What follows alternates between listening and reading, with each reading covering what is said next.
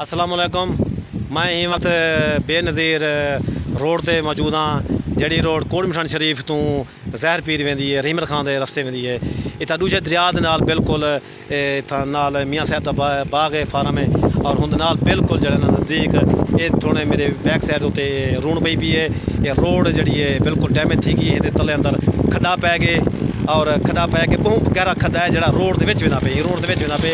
ये ट्रैफिक रवां दवा है और सारी नज़र पै गई है ही रोड के उत्ते खड्डे के उत्ते।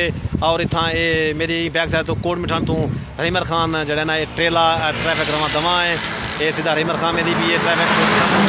और उस तो बाद ये इलाका जड़ा है उस बिल्कुल बेयारो मददगार थी पे। ये इलाके में सारा बिल्कुल फ्लड है।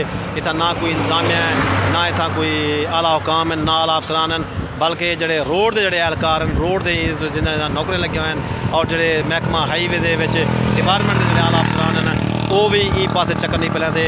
और ना कि कोई बेलदार है, ना कोई इंतजामिया का कोई बंदा मौजूद है। ये मतलब बहुत बड़ा गहरा खड्डा है, और खड्डा भी इंतहाई मैं जरा क्रॉस करना पाँ। हाँ, इंतहाई जड़ा ना इंतहाई खतरनाक खड्डा है और रूह पै गई है। मैं जरा रोड तो थले हट से आ गया, ये सामने मैं तो दिखा सकता। ये बहुत गंदा खड्डा पै गए।